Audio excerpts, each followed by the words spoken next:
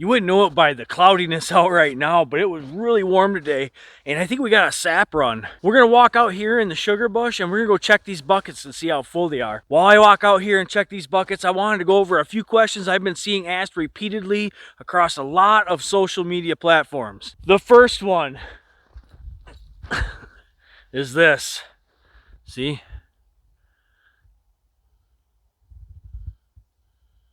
See that? Everybody says the buds are out. These buds are out most of the year like this. One of the telltale signs of when the season ends is when the buds come out on the trees. But not when they come out on the trees, it's when they open on the trees. It is far too early in at least Michigan to have the buds open out here right now. You don't have to pull taps if it gets a little warm. You don't have to stop sugaring. Just let it go. We've got plenty of season left. In fact, there's a lot of people that haven't even tapped yet. So you don't have anything to worry about with the buds being on the branches like that. It's completely normal. When they open up, you'll know a definite difference in your sap. You can just stick your finger in the bucket, put a little bit on your tongue, and you can tell the difference. It's gonna taste nasty, and you'll know, yep, it's time to quit. All right, let's go check this bucket right here. It's been about a week. I have not checked these. Ooh, there's a little bit in there, maybe half a gallon or so. We've had snowstorm after snowstorm around here in Michigan. So the weather has definitely went back to more of a winter pattern, which is really good because we need the winter patterns. We need that swing in temperature.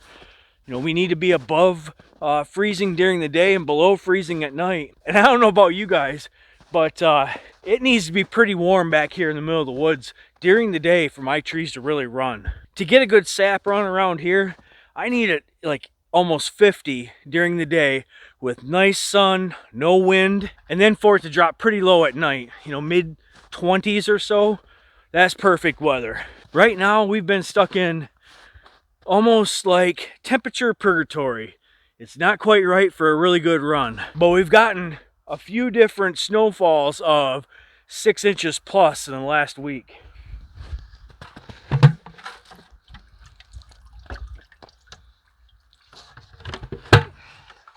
I believe we're forecasted for another 6-inch snowstorm tomorrow. Definitely might not be a weekend to boil, which is okay. We have been super busy around this homestead, and it's our off season. It's crazy. One of the other things I've seen a lot of people ask about is tapping early.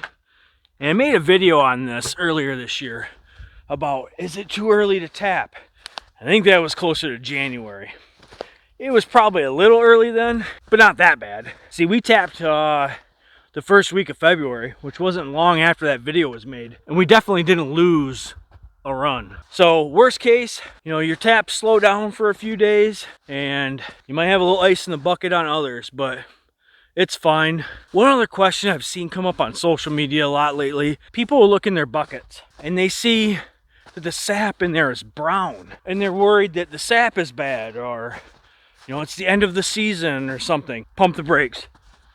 It's not any of that. Typically what happens when you have brown sap in the bucket is it had rained and the rainwater washes down the bark, down the tube, and into the bucket. Totally normal. You know, if you don't feel comfortable boiling that brownish sap, that's fine. Go ahead and pitch it. It's probably not a whole lot there anyways. You know, if you're getting hundreds of gallons of it, then you're probably not too worried about it anyways. But go ahead, test boil a little bit, sample a little bit, it'll be fine. Up here in our part of Michigan, we haven't had the extreme temperature changes this year yet, but it's coming. And when it does come, you have to be prepared for it. That's why I put up big snow banks behind my pole barn. It's one of the shadiest spots in the whole yard. That way, on days where it does reach 50 or even more, sometimes it reaches 60 degrees and we're still boiling around here, I'll put all of my sap and bury it in the snowbank to keep it cool. That way you can wait 3, 4, 5, sometimes even 6, 7 days between boils without your sap getting too warm on you. If your sap does get warm and it gets real cloudy, take a look at it. But just because there's a little cloudiness to it doesn't mean it's bad. Actually taste it. Taste some of that.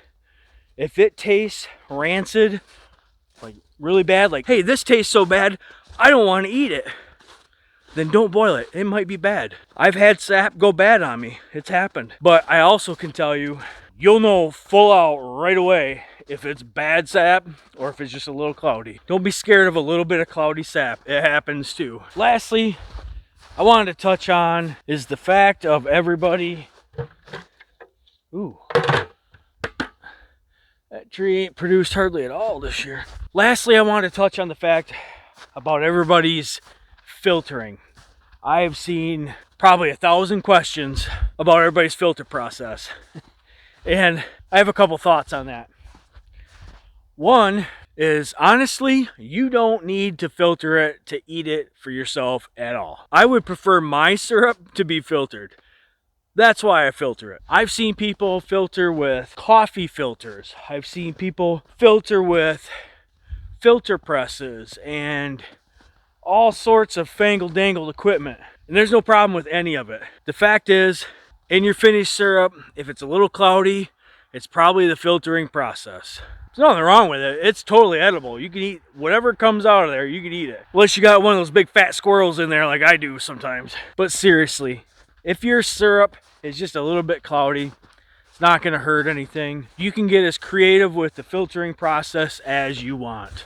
If you have any type of crystals form in your finished syrup, it is fine as well. I've actually met people that like the crystals. They actually busted them up in the bottom of the jar and ate those just like little sugar cubes. So I just wanted to touch on that, guys. I've seen a lot of people filter shaming other people. There's no point for it. If you enjoy your syrup a little cloudier than the next guy, doesn't matter. It's just fine. You made it with your trees and whatever evaporator system you came up with. It's all yours. And in my opinion, it tastes so much sweeter when you made it yourself. Thanks again, guys, for sticking around. Make sure to click that bell for notifications, and we'll catch you on the next one.